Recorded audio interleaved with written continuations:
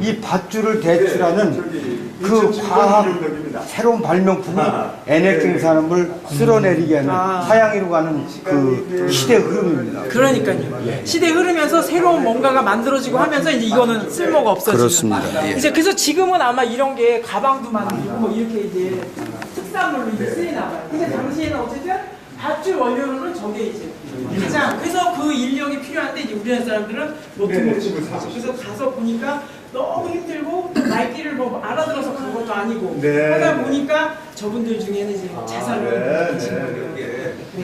우리 흥사단. 네. 한인회가 이게 흥사단짜리예요.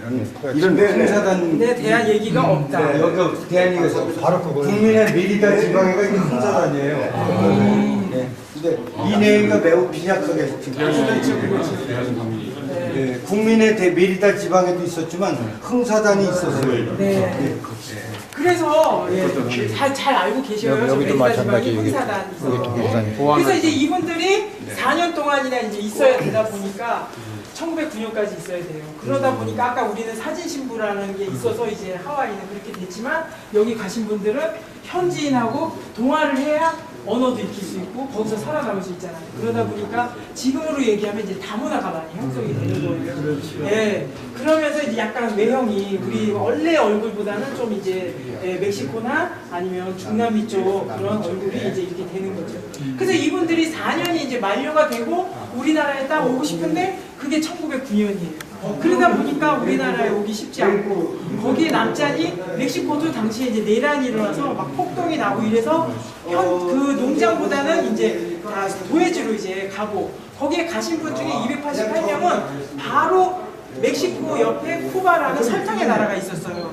그 나라로 재이민을 이제 계획해요. 그래서 쿠바에 이제 설탕의 나라인 쿠바로 재이민을 가려고 하는데 그때 국제 이분이 이제 남편분이에요. 김승률 두 분이 이제 사제집으로 가셔서 이제 결혼을 하신 건데 그러면서도 아이 키우고 그러면서 그 대한 아까 부인 구제에 또 이제 해서 역할을 크게 하면서도 이제 이런 독립의원금 같은 걸 보내실 때마다 증서나 표창장을 받으신 거를 저희 이제 박물관에 기증을 하시고 후손 그렇게 해서 이제 여기에 보여드리는 거예요. 그러니까 이런 분들이 사실 계시기 때문에 안차범 선생님은 그런 마음적 민족교육에 대한 얘기를 많이 해주시면서 거기에 계신 분들이 우리나라를 사랑하는 애국심을 북돋우게 많이 일깨워주신 분이고 그걸 바탕으로 해서 또 이분들은 독립자금 조금씩이라도 모금을 해서 우리나라가 독립을 할 수 있게 보내신 분입니다. 박용만 장군. 여기는 이제 박용만 장군님께서는 여기 손자라 그러는 것 같은데? 네? 이분이 손자라는 것 같더라고요. 아 진짜요? 제가 설명을 드린 거니까 아 네네 손자분 박용만 장군님은 대단하신 분이신데요. 오늘 여기 좀 오셨으면 네 손자분이시죠. 저는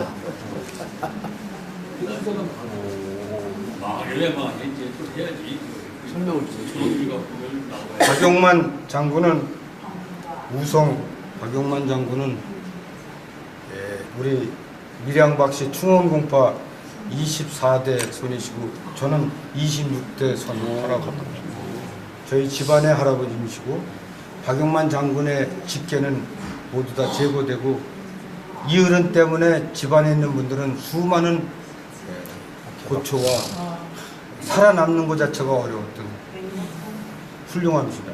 박용만 장군은 1881년생이시고 도산 안창호 선생님은 1878년생이시고 우남 이승만 박사는 1875년생이십니다. 3년 사이에 대한민국의 위대한 지도자들이 난 겁니다.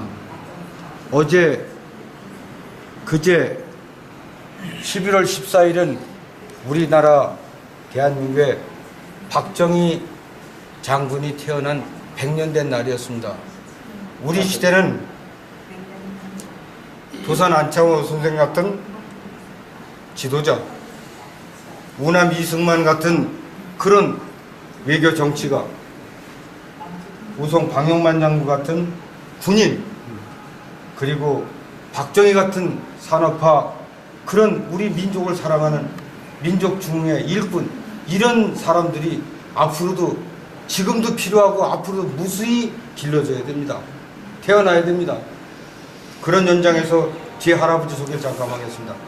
저는 박용만 장군의 기념재단 회장을 맡고 있습니다. 사실은 집안에서 맡으면 부끄러운 일인데 아무도 제대로 챙기지 않기 때문에 집안의 후손이 이어른의 기념사업을 챙기고 있습니다. 이어른은 1904년에 잠깐 한성 감옥에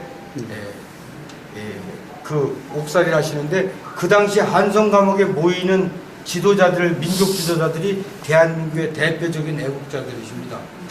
한성 감옥에 대체적으로 그 당시에 애국운동 지도자들이 다 감옥에 계셨는데 그 감옥에서 이승만, 정순만, 박용만 이 셋이 돌림자 끝자 3만을 통해서 의형제를 맺습니다.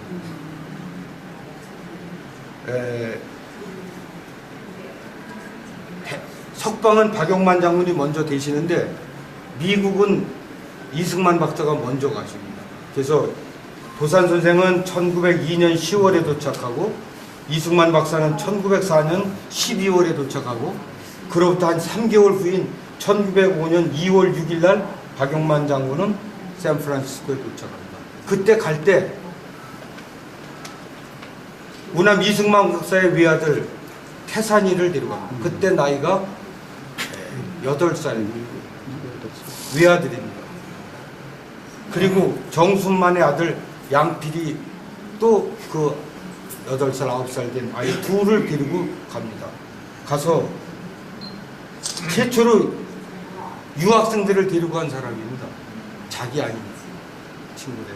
그래서 이 어른이 1905년에 도착해서 LA에 정착을 할까 하다가 도산 선생님이 이미 많은 역할을 하고 계신 걸 아시고는 이분은 콜로라도 덴버로 가십니다. 그래서 그 미국의 중원평원에서 네브라스카에서 지금 이 복장대로 우리나라 최초의 ROTC 군인입니다. 군사학과 정치학을 전공하고 이분에 대해서는 훗날 다시 얘기하겠습니다만 이런 운동을 하시면서 선교사나 전도사 아니면 교계 쪽으로 갈지도 모를 이승만을 정치인으로 그리고 독립운동가로 하와이로 오게 한 분이 이분입니다. 형님 하와이로 오시오. 그 당시에 1912년 상황인데요. 1912년에 그 이승만 박사는 YMCA에 와서 전도사 생활을 할 때입니다. 그 어른을 박용만 장군이 하와이로 오시게 해서 하와이에서 이제 이런 독립자군 등등 세력 싸움에서 이승만의 세력한테 박용만이 아우니까 집니다. 그리고 이분이 하와이를 떠나서 중국으로 갑니다. 중국의 상해 임시정부가 되었는데 상해 임시정부의 주도 세력이 자기하고 싸움에 있는 이승만 이런 세력들이 이루어지니까 이 어른은 북경으로 갑니다. 그리고 하얼빈 그 다음에 브라디보스톡 이런 쪽으로 가셔서 군인을 중심으로 독립운동을 하시다가 1928년에 이분은 불행하게 같은 한국인의 이해명이라는 자에 의해서 암살됩니다. 민족이 서로 죽입니다. 이분과 10년 후에 돌아가시는 도산 안창호 스님, 1938년에 돌아가시는 박용만, 안창호 이런 어른이 1945년 해방 이후까지 생존해 계셨다면